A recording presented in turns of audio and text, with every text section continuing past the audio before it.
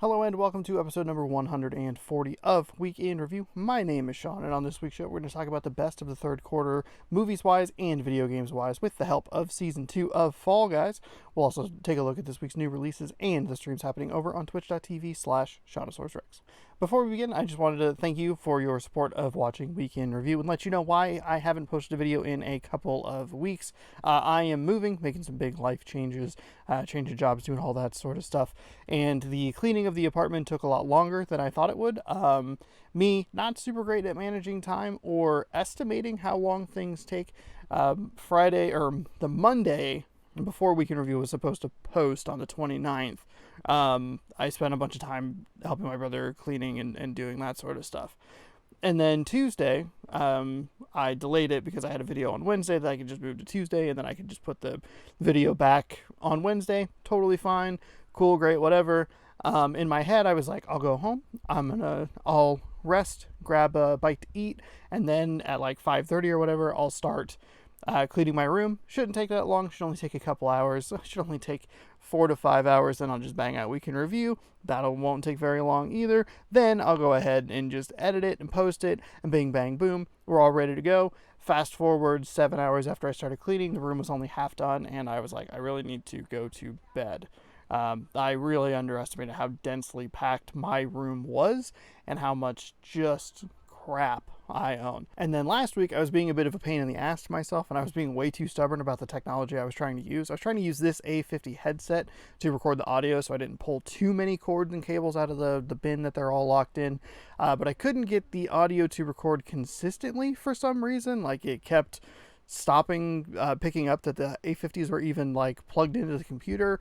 And then I drove myself to irritation to where I was like, if I try to record now, I'm just going to be more irritated. I'm just not going to worry about it, and I'll push it to next week and get things more set up and ready for different video recordings and all that sort of stuff, which is what we have here. I have my regular webcam, I have my normal microphone, I have my headset to listen to Fall Guys Season 2. Yeah, so that's what's going on with me. And we'll go ahead and get into the best of the third quarter. Alright, let's jump into some Fall Guys here. And while we do this, we'll lead off with the first part of the best of quarter number 3, and that is the movies. Just as a recap, I had 4 movies that are the best that I had seen so far this year. Just Mercy, Extraordinary, Invisible Man, and Birds of Prey. Looking forward to what was next. There wasn't really anything. It didn't matter. I pointed out Tenet. I also pointed out Kingsman, The Kingsman, and I pointed out A Quiet Place Part 2, but none of those movies came out. Kingsman and Quiet Place Part 2 got delayed, and then Tenet technically came out, but it never was near me, so I wasn't super worried about it at all, so I'm not going to count that one against me. Which means that the rankings will actually remain the same. So it'll be those 4 movies: Just Mercy, Extraordinary, Invisible Man, and Birds of Prey, because I didn't watch a single movie this entire quarter. I do have a bunch of movies that I want to get to throughout the rest of 2020. Some smaller stuff, some stuff that just came to streaming and platforms and stuff like that. So we'll see what I get to over the next couple of months. But as far as the third quarter, everything was pretty steady as far as where the rankings were going to. Ouch, please don't. Okay, alright, cool. Everybody's cool. I'm gonna get bopped backwards. Alright, pull to the right. There we go. Qualified. Normally, this is the part of the video where I would tell you what I am looking forward to and let you know about things that are coming out over the next 3 months. As far as the movies are concerned, I am not worried about it. I'm not even going to be paying attention to it or looking for it. Come here, French fry, man. It's just everything's so fluid and everything's keeps getting delayed or moved or whatever, and it's a mess, frankly. As I can't get anybody, we're gonna get eliminated, which is fine because I'm about to. Come on. All right. Anyway, not super worried about it. Everything's getting delayed. I don't expect any of the dates that are out to stick, and it's just kind of like I'm not gonna worry about it. I'm not even gonna really mention it as far as like what's new this week. I haven't talked about a movie that's been out for quite a while. I'm sure there's great stuff that's streaming, and if I come across something that is interesting, I'll let you know. But I'm not gonna be like looking forward to stuff because it's just everything's too fluid as far as the movie stuff is concerned. Fortunately, with the games, things were a lot more interesting, as there were actually a lot of games that came out. Just as a reminder of where we stood at the end of quarter 2, Animal Crossing New Horizons was number 1, Arcade Spirits number 2, Hunt Down number 3, A Fold Apart number 4, and then Coffee Talk was number 5. I was looking forward to Paper Mario The Origami King, We Should Talk, and Tony Hawk Pro Skater 1+2.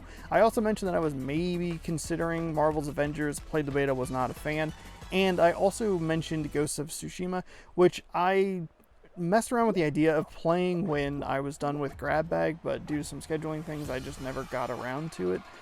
So technically those last two don't count against me, but I did not play We Should Talk. I played about half or so of Paper Mario The Origami King. It was very good. I just fell off of it for whatever reason. I don't really have a reason why.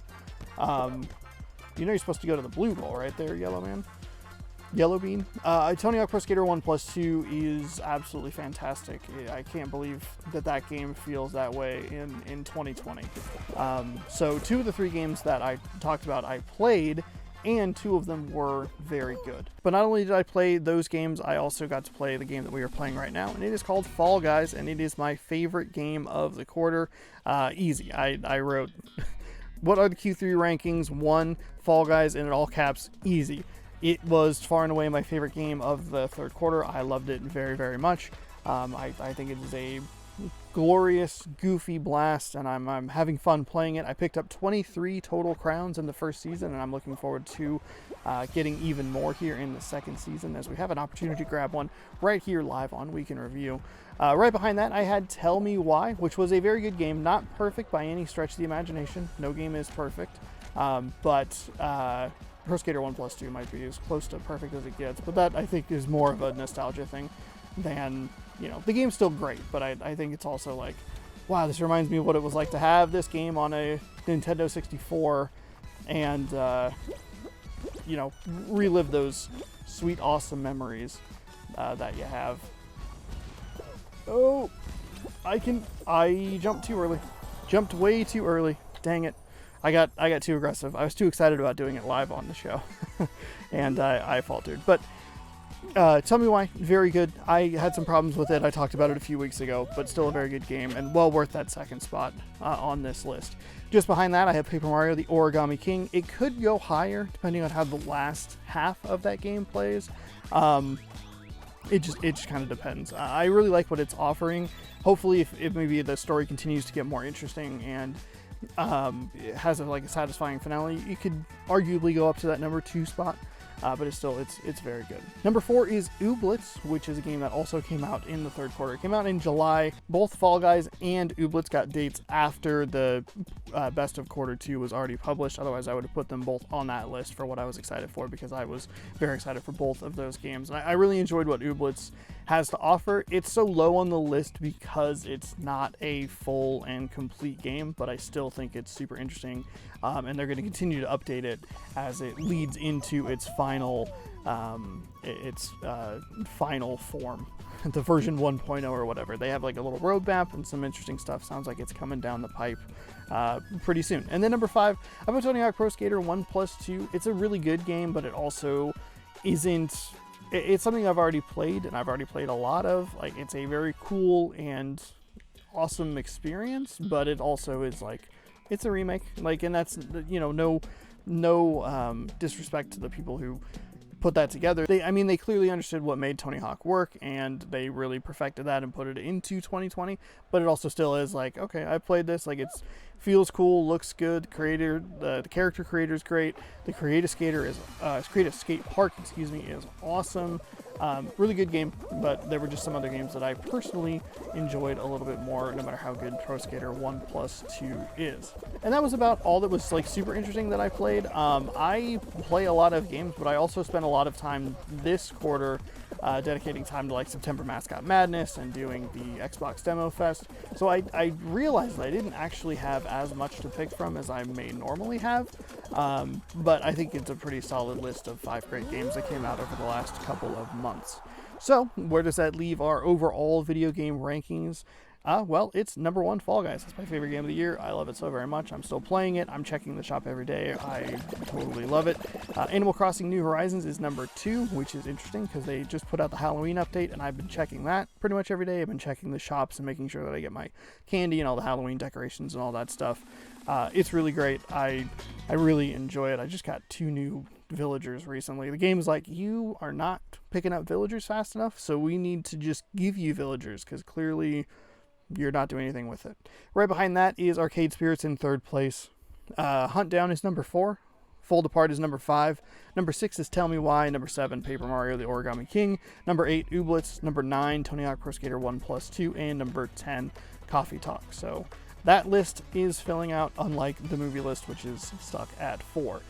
Basically, I try to do 3 for the first quarter, 5 for the second quarter, and then 10 for the third quarter. So that list kind of builds out slowly over the year. Quarter 4 is going to be awesome from a games perspective. Obviously, we have brand new consoles coming out. We have the PlayStation 5 and the Xbox Series S and X coming out within like 2 days of each other, and that's about a month from now. I think it's actually a month from the day of recording. The Xbox Series S and X will be out. I'm not super concerned with getting the new consoles with the delay of Halo, most importantly, the delay of Halo. And then with a lot of the PlayStation 5 stuff coming to PlayStation 4, I feel like I'm pretty set and I'm not like all that concerned with it, which is weird because at the beginning of the year I was very excited for new consoles, and then they showed a bunch of stuff that's like, this is cool, but like I don't really feel like I need to upgrade. So I'm not super worried about it. Thankfully, though, there are a lot of indie games coming out that will tide me over, and that'll be the majority of what this list is. So in first place, we have Scourgebringer, which might be interesting because I wasn't that super excited about it coming out of the Xbox Demo Fest video that I did. Like, I liked it, but it was like fine. However, when they announced the release date back in August, I actually went back and played the game to see, like, to jog my memory of what it was and why it would be so interesting to me. And I totally fell in love with it. I played the demo a bunch. It's actually available in game preview through Xbox Game Pass on PC, so I played a bunch of that on PC, especially that one day that I lost power. I just put it on my laptop and I ran like 20 runs through the game. And man, I am very excited for that game. So excited that it actually takes the number 1 spot. Next up, we have Cris Tales, which was actually the game I was most excited for, coming out of the Xbox Demo Fest. It's still at number 2. Really excited for it. I want a turn-based RPG game, and that is going to hit that spot very nicely. So I didn't unpause the video, and I got eliminated on the Fruit Shoot. Worst game of the year is Fruit Shoot, so I need to back out here. Dang it. I did like a whole big section, and I looked at the recording, and it was like, pause, and I was like, shoot. Number 3 on our list is a game that actually was a little bit lower, but because it just recently got a release date of November 12th, I decided to put it up in the top 3 actually. And that is Bugsnax. I don't really know exactly what this game is. I've seen a little bit of footage. Sounds really cool. I love the look and the style and the song. It's very cute and colorful, and I'm just a super big fan of what I've seen so far. I listen to Bugsnax song all the time. It's awesome. Number 4 is Ghostrunner, which comes out on October 27th. This is a like speed run based game with single hit deaths and like very like quick trigger finger reaction time, and has a really cool style. I watched like a gameplay video of it and I was like, oh, this looks really awesome. I like the style and the tone, and for whatever reason those like kind of run based games are really clicking with me in a way that they haven't clicked before, and I'm very excited to try out Ghostrunner. I was originally like, oh, this game's probably just going to be only on PC. I'm not going to get to try it out. But thankfully it's coming to PlayStation 4 and Xbox One, and it's pretty cheap. It's like $30, and I think it's even on sale until its release. Next up on the list, and only 3 days after Ghostrunner, is the Dark Pictures anthology Little Hope. I really liked Man of Medan. I had never played Until Dawn, so I didn't have like any sort of like preconceived notions or expectations about what that game could or should or whatever, what it should be. So I went in and really enjoyed my time. I seem to enjoy it more than other people who played Until Dawn and really loved that game and maybe didn't get that same experience out of man of Medan, but I'm really looking forward to Little Hope. I like the episodic style that they're doing, or the anthological style, because it's not episodic, but the like same kind of gameplay, but different characters, different settings, different situation, all that good stuff. Sounds really awesome to me, and I can't wait to play it. It comes out right before Halloween, which is pretty sweet. Then the next two games are actually releasing on the same day of November 5th. It's Yestermorrow, which is a game that I did during the Xbox Game Demo Showcase. That was one of the games that I wasn't super interested in, is the wrong word, but like it was a game that like I didn't really know what was happening, because the game just drops you in and it's like, go figure it out, and like you figure it out eventually what you're supposed to do, but it has some like time movement mechanics or time warp mechanics, past and present, combining. I don't know. The more I played it, the more I enjoyed it, the more I was like, oh, hell yeah, I'm super in on this game. And it recently got that November 5th date, so I figured I would throw it on this list because I'll definitely be checking it out. Also out that date is Dirt 5. I tweeted recently that this is like a hidden contender for one of my most anticipated games of the year, and I actually thought it would rank higher on this list. But a couple other games got some dates, specifically Bugsnax and Yestermorrow, that pushed it a little bit further down that list. But I am still very excited for Dirt 5. I love the Dirt games. I think they are really fun to play. I am getting just bounced all around. Hello? Excuse me? Oh my god, this game. Please, you're the game of the year. What is happening? I can't get out of this. Oh, well, okay, cool. Hurry up and finish your list, because you're going to get eliminated. I can't get out of these. I can't get out of these freaking beams. Hello? Okay. Anyway, Dirt 5 is coming out in November. I'm very excited about it. It'll probably be more or less more dirt, which is fine with me because I enjoy that game anyway. But, yeah, eliminated. I'm glad that I captured the worst round I've ever had on that on video, so that's good. Yeah, Dirt 5, more Dirt. I'm going to be super in on it because I really enjoy that series. Next up, we have Cyberpunk 2077. This one is specifically very low on the list because I'm excited for it, but a lot of these other games I'm going to pick over it. I'm just more interested in what they have to offer, their new experiences or experiences that speak more to me. However, I'm very curious about what Cyberpunk 2077 is going to end up being. And a big like open world RPG shooter sounds cool, but it also can sound a little daunting because I know a lot of people did not finish what's it called, The Witcher 3, because it was a little long, and I feel like I would be in that boat as well of like, do I really want to like dive into this, because it could be a little bit much. But yeah, it's low on the list because I'll get to it when I get to it. And then finally, rounding out the 9 games that I'm looking forward to over the next quarter is Miles Morales Spider-Man. I played a little bit of the Spider-Man game on PlayStation 4. I really enjoyed what I played of it, but I just fell off of it for whatever reason. I'm playing on the Spider-Man PlayStation 4. I bought the Spider-Man PlayStation 4 and I bought the Collector's Edition, and I never finished the game. Weird. The game demo that they showed of this recently at the PlayStation event that they did was absolutely fantastic and looked really cool and had a different style and flow to the game, and that was awesome. So yeah, I'm excited about it. It's coming to PlayStation 4, which is very cool, and I'll get to that one. That one feels like the most like, I'll get to it when I get to it, but I also would like to play the older Spider-Man game, so that's partially why this is so down on the list, because I want to beat Spider-Man, the first one, then play Miles Morales. And then when I look at it through that lens, I go, oh, all of these other games are going to take precedence. So the first 6 are like for sure, actually the first 7, we'll include Dirt 5 in it. First 7 of these games are locks that I will be playing them, most likely streaming them, posting video content of them, whatever it may be. Those are locks to be on the channel at some point. Cyberpunk and Miles Morales are most likely going to slip to 2021, especially Miles Morales if I am going to play the original Spider-Man game as well.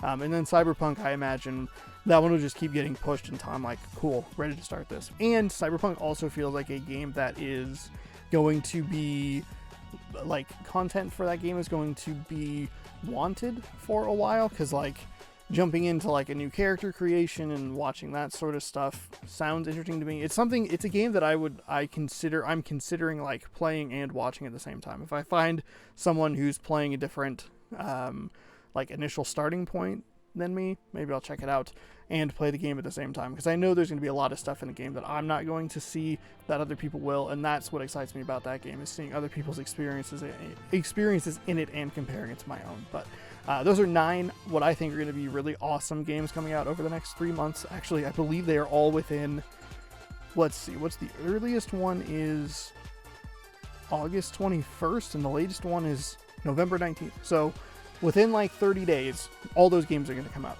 and I will be playing a large majority of them. Finally, on this week's show, we'll take a look at the new releases of the week. But before we do that, I wanted to point out a couple of things that came out over the last couple of weeks that I thought were interesting. Back on the 29th, Projection First Light came out on Xbox One, PlayStation 4, and Nintendo Switch. That was a game that I covered in the Xbox Demo Fest event that they did, and it was one of the games that I put under like could be special but needed a little bit of work with the right stick. It was a little finicky trying to get the shadows to build the platforms, but it was a very cool game and a very cool concept that I thought was really interesting, and I'm excited to check that out. There's also a weird game called Commander 85 that I watched a trailer of, and I was like, I'm intrigued, but I don't understand what's happening here. And then that week, we also got Crash 4 and Star Wars Squadrons. Those are 2 games I just thought I would throw out because they're popular franchises, so if you're not in the know now, you know, but they're not really for me. There wasn't anything in theaters. Also on the week of the 29th, there were a couple of weird Blu-rays that came out that week. There was a Focus Features like 10 movie collection, a Universal 10 movie collection, both action and sci-fi, so I guess that technically would qualify as 2 movie collections. The Focus Features one was much more of their like prestige titles that have high critical acclaim and were nominated for like Best Picture. The Universal 10 movie collections, both the action and the sci-fi, was a little bit more of a variance in critical quality, and also featured a couple of movies that had sequels in there but did not have the original movies themselves, so it was kind of odd.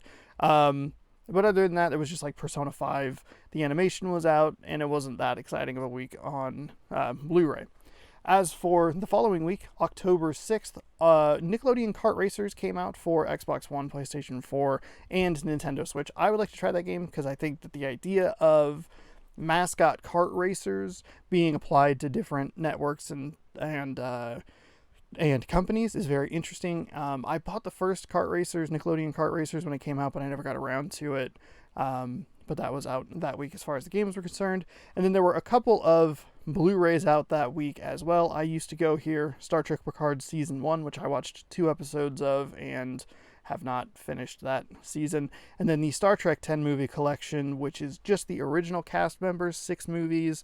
The 7th movie, which is a crossover generations between original series, Next Generation, and then the following 3 Next Generation movies. And that's all in one box, which is like the 3rd or 4th time they have put all of those movies out together in some form or fashion.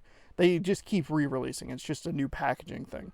And then the Tax Collector was also out. That stars Shia LaBeouf, and he got a whole ass chest tattoo for that movie. So there you go. Commitment, I guess. And as for this week, the week of October 13th, the only Blu-ray that was interesting was District 9 on 4K. It has a regular 4K edition, and then it has a Steelbook, like a Best Buy Steelbook exclusive version that has a pretty cool box art. I remember really liking that movie when it came out about 11 years ago or so, and I'd love to go back to it and see how it holds up now. And then for the games, I actually pulled my phone because there are a bunch of them coming out this week, and it starts with, as soon as I could find it in this list, and I was hoping that my speaking would cover enough time. We have Cook Serve Delicious 3 coming out, Monster Prom XXL. There's also Ty the Tasmanian Tiger HD. This one's been out on PlayStation 4 for a little bit, but because they aren't doing the drop the way they normally do, which is a blog post that shows all the games that are coming out, I didn't realize it was out, but now it's out on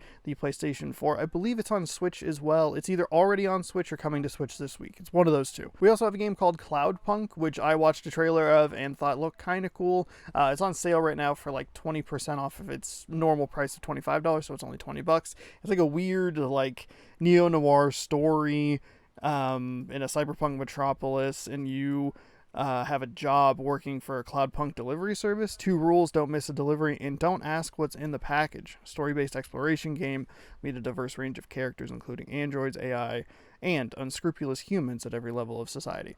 The trailer looked kind of cool. I'd be curious to check out what that game has to offer. We also have Raji: An Ancient Epic. This was a game that I was very excited about coming out of the Xbox Game Demo Festival that they did. I was really excited about it. Then they announced that it was coming to Switch during one of the Nintendo Indie Showcases.